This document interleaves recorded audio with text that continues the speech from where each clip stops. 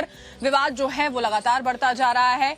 जो मूर्ति थी उनको हटाया गया और ये मामला वाराणसी के बाद अब लखनऊ तक जा पहुंचा। देखिए, कल हमने देखा कि वाराणसी में किस तरीके से गणेश मंदिर में से साईं बाबा की मूर्ति को हटाया गया। संत साधुओं का भी इसके ऊपर बयान सामने आया, प्रतिक्रिया सामने आई कि साईं बाबा को पूजना नहीं चाहिए। वो पीर फकीर हो सकते हैं लेकिन वो भगवान नहीं हो सकते हैं। और इसी को लेकर अब ये विवाद बढ़कर लखनऊ पहुंच गया है। लखनऊ में साईं बाबा की मूर्ति हटाने की मांग की जा रही है। हिंदू संगठनों ने प्रतिमा को हटाने का ऐलान किया है। काशी के मंदिरों में से भी इससे पहले प्रतिमाओं को हटाया गया था।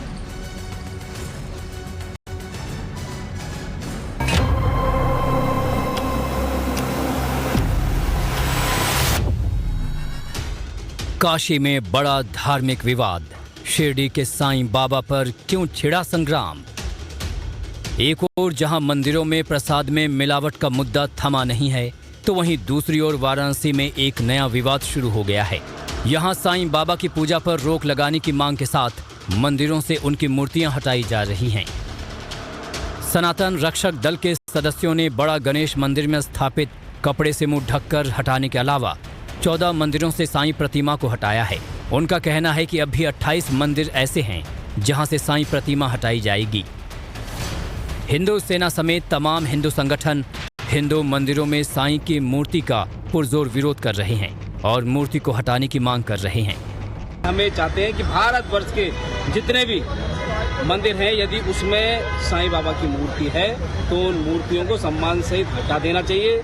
और साईं के अपने मंदिर हैं, वहाँ मंदिरों में लोग जा रहे हैं। जो पूजा पाठ हमारे यहाँ तो लोग जो हैं पत्थर में, पेड़ में, सब में पूजा करते हैं। तो जो जहाँ अपनी आस्था रखता रखे, लेकिन सनातन धर्म के मंदिर में साईं की मूर्ति उचित नहीं है। लखनऊ के इंदिरा नगर इलाके में साईं का बड़ा मंदिर है। इस मंदिर में गुरुवार को बड़ी संख्या में लोग आते हैं। इन लोगों का मानना है कि साईं में उनकी आस्था है।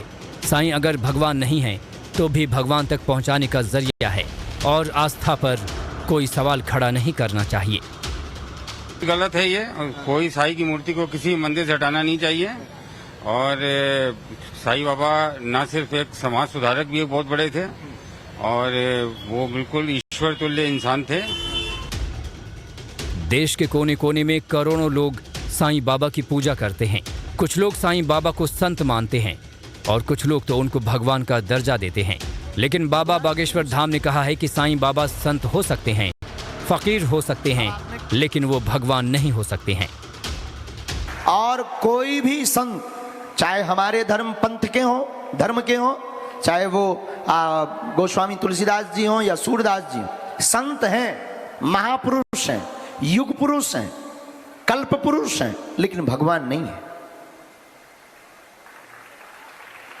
तो अपनी निजी आस्थाओं पर हम बोलने, आप लोगों की अपनी अपनी निजी आस्थाएं, किसी की आस्था को हम ठेस नहीं पहुंचा सकते। और इतना कह सकते साईं बाबा संत हो सकते हैं, फकीर हो सकते हैं, भगवान नहीं हो सकते। अब आपने कहा कि हिंदू धर्म से पूजा होती है, वैदिक धर्म से पूजा होती है। तो देखो भाई, ऐसा बोलना भी बहुत लोग इसको कंट्रोवर्सी में ले लेंगे, पर ये बोलना भी बहुत जरूरी हमें लग रहा है। देखो भाई, गीदड़ की खाल पहनकर कोई शेर नहीं बन सकता है। साधु संतों का कहना है कि फकीर शब्द तो मुसलमानों में चलता है, फिर साईं बाबा हिंदू कैसे हो गए। तो फकीर शब्द तो मुसलमानों में प्रयोग होता है, तो साईं बाबा तो भगवान क्या, वो तो हिंदू भी नहीं है, मुसलमान शब्द से प्रयोग किया जा रहा है, वो तो मुसलमान है।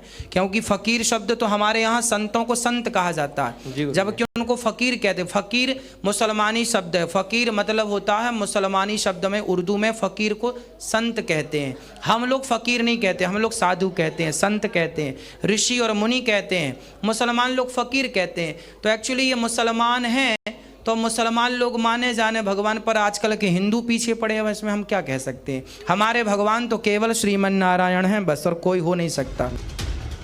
साईं शब्द फारसी का है जिसका अर्थ होता है संत। उस काल में आमतौर पर भारत के पाकिस्तानी हिस्से में मुस्लिम सन्यासियों के लिए इस शब्द का प्रयोग होता था।